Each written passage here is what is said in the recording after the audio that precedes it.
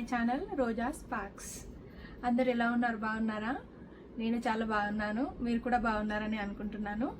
మీరు కనుక ఈ వీడియో ఫస్ట్ టైం చూస్తున్నట్లయితే please like, share and subscribe my channel Roja sparks. మీరు కనుక పైక్స్ పీక్ వీడియో మిస్ అయితే సో ప్లీజ్ లాస్ట్ వీడియో చూడండి. ఇది లాస్ట్ వీడియోకి కంటిన్యూయేషన్ వీడియో. నేను లాస్ట్ వీడియోలో చెప్పాను కదా, పైక్స్ పీక్ దగ్గరికి వెళ్తే అక్కడ వెళ్ళడానికి ఆప్షన్ లేకుంటే ఇంకా మేము డిసప్పాయింట్ అయిపోయి బయటకు వస్తుంటే వేరే వ్యూ చూడడానికి వెళ్తున్నామని. సో మేము ఈ ప్లేస్కి వచ్చాము. ఈ ప్లేస్ వచ్చేసి క్రిపుల్ క్రీక్. ఇక్కడ మేము లంచ్ స్పాట్ కోసం ఆగాము. ఇక్కడ వ్యూ బాగుందని, కానీ ఇక్కడ రోడ్డు పక్కన ఫ్లవర్స్ అండ్ సిల్వా కనిపిస్తున్నాయి చూడండి. అవి చూసి నేను వద్దు, ఇక్కడ ఎవరైనా చనిపోతే అట్లా వేస్తారు రోడ్డు పక్కన అని అంటే ఇంకా మా హస్బెండ్ ఏం కాదులే పర్లేదు అని దిగమన్నాడు. దిగిన తర్వాత కిందికి కొంచెం ముందుకెళ్ళి చూస్తే అక్కడ ఒక గ్రేవ్ యార్డ్ కనిపించింది ఆయనకి. ఇంకా చూసిన తర్వాత ఇంకా వెంటనే ఇంకా వద్దులే ఇక్కడ తినడం బాగోదు అని చెప్పి మళ్ళీ స్టార్ట్ అయ్యి మేము కిందికి వెళ్ళినాము. ఇక్కడ ఫుల్ ఫన్ జనరేట్ అయింది. మా కిడ్స్ ఇద్దరు ఫుల్ నవ్వేరు భయపడుకుంటూ కారు ఎక్కినామని. మా పైక్స్ పీక్ ట్రిప్ అయితే క్యాన్సిల్ అయింది, కానీ అదే డిసప్పాయింట్మెంట్లో ఉన్నాం మేము. ఇంకా ఈ ట్రిప్ కూడా సక్సెస్ అవుద్దా ఫెయిల్ అవుద్దా అని అనుకుంటూ వెళ్తున్నాము. కానీ మా ట్రిప్ మాత్రం సక్సెస్ అయింది. మా ట్రిప్ ఎలా సక్సెస్ అయింది, ఎంత బాగా జరిగింది అని ముందు వీడియోలో ఇంకా మీకు తెలుస్తుంది. వీడియోని లాస్ట్ వరకు చూడండి, ఎక్కడ కూడా స్కిప్ చేయకండి. అలా స్పాట్ నుంచి ముందుకెళ్తుంటే చుట్టూ మౌంటైన్స్, లెఫ్ట్ సైడ్ రైట్ సైడ్లోనేమో ఫారెస్ట్. వ్యూ మాత్రం అమేజింగ్ ఉంది. యాక్చువల్గా క్రిపుల్ క్రీక్ వచ్చేసి గోల్డ్ మైనింగ్ టౌన్ అంట. ఇక్కడ 1890s గోల్డ్ దొరికిందంట. ఇంకా అప్పటి నుంచి మైనింగ్ స్టార్ట్ చేసిరంట. ఇంకా నాకు కూడా కొంచెం గోల్డ్ దొరుకుద్దేమో అని నేను కూడా స్టార్ట్ అయినా, బాగా ఎగ్జైట్ అయ్యి. ఇప్పుడే మనం ఎంటర్ అవుతున్నాము గోల్డ్ మైనింగ్ టౌన్ క్రిపుల్ క్రీక్లోకి.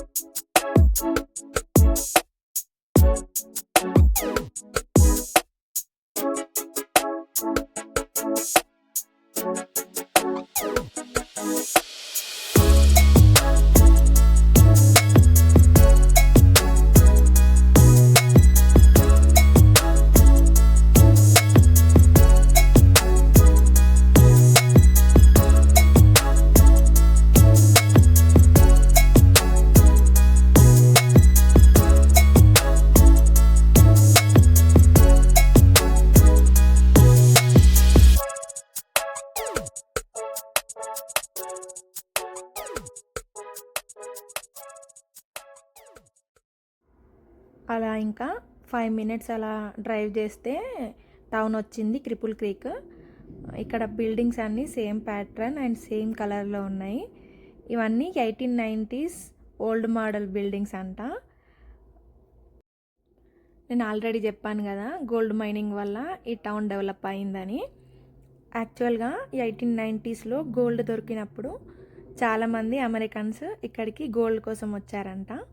వాళ్ళతో పాటు వాళ్ళ ఫ్యామిలీ మెంబర్స్ కూడా రావడం వల్ల అప్పుడు ఒక చిన్న విలేజ్ లాగా డెవలప్ అయిందంట ఈ క్రిపుల్ క్రీక్ వచ్చేసి. ఇంకా నెక్స్ట్ మైనింగ్ స్టార్ట్ చేయడం వల్ల బిజినెస్లు అండ్ హోటల్స్, ఇంకా చాలా షాప్స్ కూడా ఫుల్ రన్ అయ్యాయంట. క్రిపుల్ క్రీక్ని గోల్డ్ రష్ టౌన్ అనేవాళ్ళంట. గోల్డ్ కోసం వచ్చిన వాళ్ళకి చాలా వరకు గోల్డ్ అయితే దొరికిందంట. దానివల్ల దీన్ని రిచ్ టౌన్ అని కూడా పిలిచేవాళ్ళంట. ఇక్కడ చాలా వరకు కసినోస్ ఉన్నాయి, ఇంకా రెస్టారెంట్లు కూడా చాలా ఉన్నాయి. ఇక్కడ లోకల్ ఫుడ్ బాగుంటుందట, కానీ మేమైతే ఎక్స్ప్లోర్ చేయలేదు. మా కిడ్స్ తినరు, అందుకే మేము ఇంకా ఎక్స్ప్లోర్ చేయలేదు.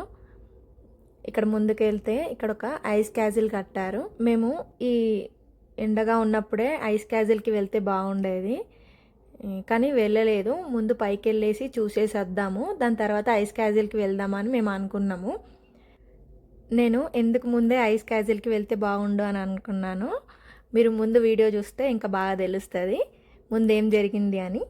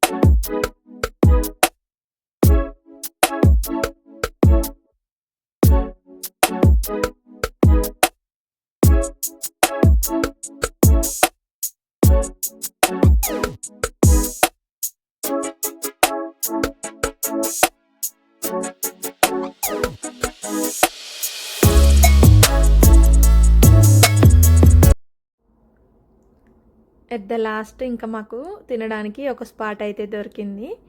మేము ఇక్కడే ఆగాము తినడం కోసము. బయటే తిందామని ప్లాన్ చేసుకున్నాము. కాకపోతే ఇంకా చలికి తట్టుకోలేదు మా కిడ్స్, మేము ఎవ్వరం అసలు తట్టుకోలేకపోయినాము. అంత చలి ఉంది. ఇంకా వద్దు అనుకొని లోపలికి వెళ్ళిపోయి మళ్ళీ అక్కడే కార్లోనే లంచ్ చేసేసినాము. నేను చెప్పాను కదా ఇంటి దగ్గరనే లంచ్ ప్రిపేర్ చేసుకొని వచ్చిన అని. ఇంకా అదే లంచ్ మేము చేసేసినాము. మేము లంచ్ చేసేసరికి 4:35 అట్లా అయింది. నాకు అర్థమైంది ఏంటి అని అంటే, మేము వచ్చి జస్ట్ 10 monthsే కదా అయింది. ఇంకా మా బాడీస్ తట్టుకోవట్లేదు చలికి. ఇంకా కొద్ది రోజులైతే అలవాటు పడుతుందేమో మేబీ. కానీ ప్రజెంట్ అయితే అంత సిచ్యువేషన్ అయితే లేదు మాకు తట్టుకునే అంత. అందుకే ఇంకా వింటర్లో ఎక్కువగా జర్నీస్ చేయొద్దని ఫిక్స్ అయినాం మేము. ఆ బయట ఉన్న చలికి కార్లోకి వెళ్ళిన తర్వాత ప్లేట్స్ కూడా పట్టుకోలేకపోయినాము, అంత చలి ఉంది. -20 degrees చలి. ఇంకా లంచ్ అయిపోయిన తర్వాత మా వాళ్ళందరూ కార్లోనే ఉన్నారు. నేను ఒక్కదాన్ని మాత్రమే జస్ట్ అట్లా ఒక 1 minute బయటకు వచ్చి సన్సెట్ని అయితే వీడియో తీసుకున్నా. అది మాత్రం బాగుంది వ్యూ వచ్చేసి. ఈ వ్యూ ఒక్కటే కాదు, లాస్ట్లో ఒక అమేజింగ్ వ్యూ ఉంది. ఎండ్లో చాలా బాగుంటుంది. అది మాత్రం అస్సలు మిస్ అవ్వకండి.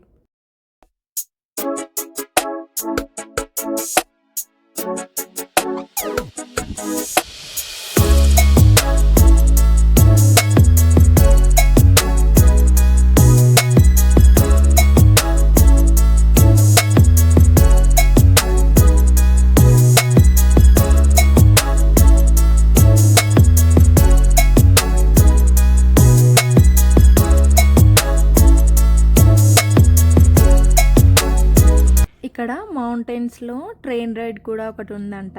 అది బాగుంటుందంట. ఓల్డ్ మోడల్ ట్రైన్ 1890sలో మైనింగ్ చేయడానికి ఆ రైల్వే ట్రాక్ని యూజ్ చేసేవాళ్ళంట. మేము ఆన్ రోడ్ ట్రిప్ వచ్చాం కాబట్టి ఇప్పుడు ట్రైన్ ఎక్స్పీరియన్స్ చేయలేకపోతున్నాం జర్నీని. ఆ జర్నీ రూట్ వచ్చేసి క్రిపుల్ క్రిక్ చూసాం కదా మనం ఇంతకుముందు. ఆ టౌన్ నుంచి విక్టర్ నారో అని పై వరకు ట్రైన్ ఉంటుందంట. వ్యూ కూడా చాలా బాగుంటుందంట. మౌంటైన్స్ మధ్యలో నుండి ఓల్డ్ మోడల్ ట్రైన్లో మనం ఇప్పుడు ఆ విక్టర్ నారో దగ్గరికి వెళ్ళబోతున్నాము. ఇవన్నీ గోల్డ్ మైనింగ్స్ అంట. యాక్చువల్గా నేను మైనింగ్ అంటే కొంచెం హాట్గా ఉంటుంది కదా, పర్లేదు మనకు వెదర్ సెట్ అయిద్ది అని నేను అనుకున్నాను మైనింగ్ అంటే. కానీ ఇక్కడికి వచ్చి చూస్తే తెలిసింది -20 ఉంది అని. ఈ చలికి మనం అసలు తట్టుకోలేము అని. మన దగ్గర కోల్ మైనింగ్ దగ్గర టెంపరేచర్స్ హెవీ ఉంటాయి కదా, కానీ గజ గజ వణికిపోతున్నాం మేమందరం అసలు. ఇక్కడ మేము కార్లోనే వణికిపోతుంటే అక్కడ రోడ్ పైన చూస్తుంటే ఒక 2-3 మెంబర్స్ అమెరికన్స్ అనుకుంటా, వాళ్ళు నడుచుకుంటూ హాయిగా వెళ్ళిపోతున్నారు అంత చలిలో కూడా.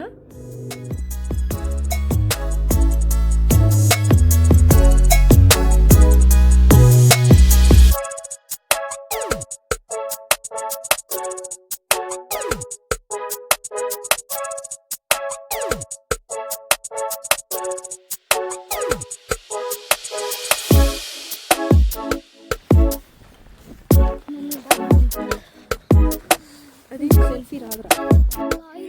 ఇదేమో చాలా కోల్డ్ దాటితే ఏమవుతుందో.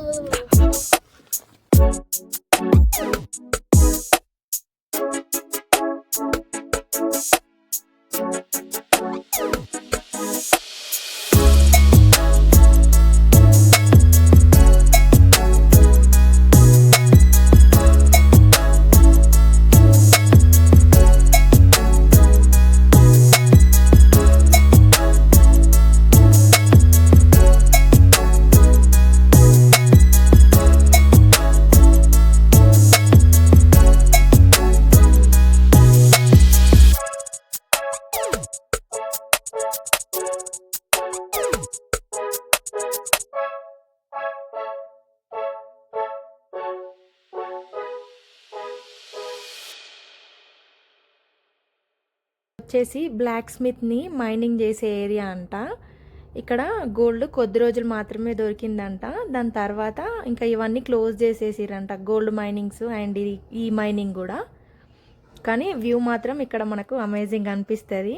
నాకు తెలిసి ఈ వ్యూ కోసమే మన పైక్స్ పీక్ ట్రిప్ క్యాన్సిల్ అయిందేమో అని అనిపించింది నాకు. ఆ వ్యూ మాత్రం అంత అమేజింగ్ ఉంది అసలు. నేను డెన్వర్కి వచ్చాక ఒక 7 to 8 సన్సెట్స్ చూశాను. అందులో ఇది అమేజింగ్ వన్ అసలు. నేను మాటలో చెప్పలేను, అంత బాగుంది. గోల్డ్ మైన్లో గోల్డెన్ సన్ లా ఉంది. ఇంకా కొద్దిసేపు సన్సెట్ని అట్లనే చూద్దామని అనుకున్నాం, కానీ ఇంకా చలికి ఇంకా విండ్కి అసలు తట్టుకోలేకపోతున్నాము. ఒక 5 to 10 minutes అట్లా చూసినాము. గోల్డ్ దొరుకుద్దేమో గోల్డ్ మైనింగ్లో అని అనుకొని వచ్చాను నేను, కానీ గోల్డ్ అయితే దొరకలేదు, కానీ గోల్డెన్ మెమరీస్ అయితే దొరికినాయి మాకు. ఈ వ్యూ చూసిన తర్వాత వర్తి ట్రిప్ వేసాం మేము అని అనిపించింది. చాలా హ్యాపీగా ఉన్నా నేనైతే. నేనే కాదు, మేమందరం ఫుల్ హ్యాపీ ఫీల్ అయినాం ఇది చూసిన తర్వాత. ఇంకా విండ్ బాగా వస్తుందని చెప్పాను కదా నేను. ఆ షెడ్ ఒకటి ఉంది కదా, ఆ షెడ్ లోపలికి వెళ్ళినాము. ఆ సౌండ్స్ భరించలేక లోపలికి వెళ్ళినా కూడా ఒక టైప్ ఆఫ్ సౌండ్స్ వస్తున్నాయి మాకు షెడ్ లోపల. ఇంకా ఇట్లా ఉండడం కరెక్ట్ కాదేమో అనిపించింది. అంటే ఆ సౌండ్స్ వింటే భయం అవుతుంది మనకి లోపల, మనం ఎప్పుడు వినం కదా ఆ సౌండ్స్. ఇంకా దానికి తోడు మాతో పాటు ఎవరు లేరు. ఇంకా వద్దు వెళ్దామని అనుకున్నాం మేము. ఇక్కడ నేను అబ్జర్వ్ చేసింది ఏంది అని అంటే, ఇక్కడ ఒక విండ్ మిల్ కనిపిస్తుంది చూడండి. ఐ థింక్ ఇది విండ్ మిల్ అనుకుంటా. ఇదంతా ఒక్కటే వుడ్ తోటి చేసింది, ఎక్కడ కూడా ఖర్చు కనిపించలేదు మాకు. మన దగ్గర కరెంట్ పోల్స్ వచ్చేసి ఐరన్తో ఉంటాయి కదా ఇండియాలో, కానీ నేను యూఎస్లో చూసింది ఏంది అని అంటే most of the current poles అన్నీ వుడ్తోనే చేసినవి ఉన్నాయి. నేను ఎక్కడ చూసినా కూడా అవి మాత్రం చాలా అబ్జర్వ్ చేసిన. ఇంకా అప్పటికే మా కిడ్స్ ఇద్దరు వద్దు వెళ్ళిపోదాము అని అంటే ఇంకా లాస్ట్లో ఒక్కసారి చూసేసి మేము రిటర్న్ అయితే వెళ్ళిపోయాము.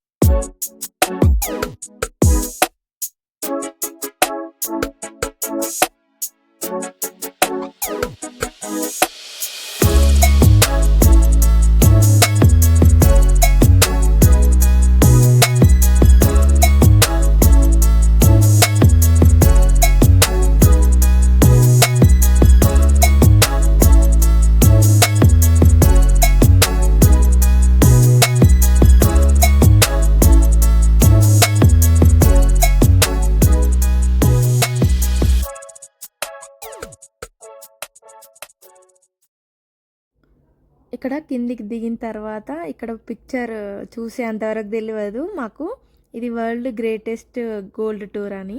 ప్రజెంట్ అయితే ఇక్కడ గోల్డ్ మైనింగ్ అయితే జరగట్లేదంట, గోల్డ్ అంతా అయిపోయిందని స్టాప్ చేసేసిర్రంట మైనింగ్స్ అన్నీ. ఇక్కడ మౌంటైన్స్ పైన సన్లైట్ పడితే షైన్ అవుతున్నాయి మొత్తం గోల్డ్ లాగా. నెక్స్ట్ మేమైతే కిందికి దిగేసినాము క్రిపుల్ క్రీక్ టౌన్కి.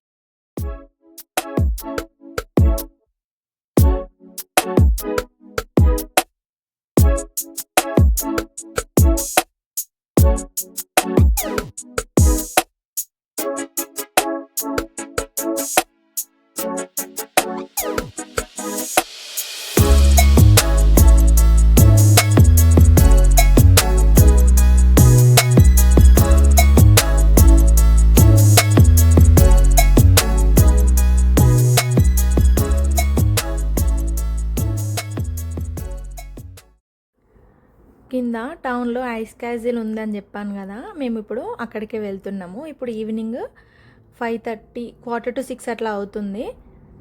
నైట్ టైంలో ఐస్ క్యాజిల్ చూస్తే బాగుంటుంది విత్ లైట్స్తోనని మేము ఈవినింగ్ కిందికి దిగేటప్పుడు వెళ్దామని మేము అక్కడ కార్ పార్క్ చేసుకొని మేము ఐస్ క్యాజిల్ దగ్గరికి వెళ్తున్నాము. అక్కడ దాని దగ్గరికి వెళ్ళిన కొద్దీ విపరీతమైన చలి, అసలు ఫుల్ చలి తట్టుకోలేకపోయారు మా కిడ్స్ అయితే. బ్రీతింగ్ తీసుకోవడానికి రావట్లేదు, చేతులు కాళ్ళు మంటలు విపరీతంగా, అసలు తట్టుకోలేదు వాళ్ళు. మొత్తానికి ఏడ్చేసిర్రు వెళ్ళిపోదామని. ఇంకా మేము జస్ట్ అలా బయట నుంచి చూసేసి ఒక్క 2 minutes కూడా మేము లేము, బయట నుండి చూసేసి బయట నుండి బయటకే వచ్చేసినాము. ఎంటర్ కూడా అవ్వలేదు క్యాజిల్ లోపలికి. మేము ఆఫ్టర్నూనే ఇక్కడ నుంచి వెళ్ళేటప్పుడు ఐస్ క్యాజిల్ చూసి వెళ్తే బాగుండేది, కానీ మేము వచ్చేసరికి ఈవినింగ్ అయింది కదా. ఈవినింగ్ టెంపరేచరు దానికి తోడు క్యాజిల్ మొత్తం ఐస్తోనే ఉంటుంది కదా, దాని టెంపరేచరు చాలా ఫ్రీజింగ్ టెంపరేచర్ ఉంది అక్కడ. ఆ 2 minutes అట్లా సరౌండింగ్స్ చూసేసి అక్కడ ఫైర్ షో అవుతుంది, అది అట్లా చూసేసి ఇంకా మేము రిటర్న్ అయ్యి వచ్చేసరికి ఇంకా వాళ్ళు ఏడుపు ఆపలేదు. కార్లోకి ఎక్కిన వెంటనే ఇంకేడవడం స్టార్ట్ చేసేసారు ఇద్దరికిద్దరు, కాళ్ళు మంటలు వస్తున్నాయని. ఇంకా వాళ్ళు ఏడుస్తుంటే నాకు అనిపించింది అసలు వెళ్ళకుండా బాగుండేది అని. అంటే వాళ్ళు ఆ ఫ్రీజింగ్ టెంపరేచర్ని తట్టుకోలేకపోయారు మొత్తానికి. ఇంకా ఇది చల్లొద్దు ఏమొద్దు అని అనుకొని ఇంక ఇంటికి వెళ్ళిపోదామని ఇంకా స్టార్ట్ అయినాము. నాకు అర్థమైంది ఏంటి అని అంటే అన్ప్లాన్డ్ టూర్ మాత్రం వేయొద్దు. ఇన్ కేస్ వేస్తే సక్సెస్ అవ్వచ్చు అవ్వకపోవచ్చు. సక్సెస్ అయితే నో ప్రాబ్లం, మెమరీస్ ఉంటాయి. సక్సెస్ అవ్వకపోయినా పర్లేదు, కాకపోతే కొన్ని ప్రికాషన్స్ తీసుకోవాలి. నాకు అర్థమైంది ఏంటి అని అంటే మేము చాలా వరకు ప్రికాషన్స్ తీసుకున్నాము, కానీ మా బాడీస్ ఇంకా చలికి తట్టుకునే అంత సిచ్యువేషన్లో లేవు. అందుకే ఈ వింటర్లో ఎక్కువ టూర్లు వేయొద్దని ఫిక్స్ అయినాము మేము. ఇంకా అనుకొని మేము రిటర్న్ అయితే అయినాము. సో మీరు చూసారుగా మా అన్ప్లాన్డ్ జర్నీని. మీకు ఎలా అనిపించిందో కామెంట్స్లో చెప్పండి. మీకు కనుక ఈ వీడియో నచ్చితే please like, share and subscribe my channel Roja Sparks. Next వీడియోలో మళ్ళీ కలుద్దాం. Till then bye bye.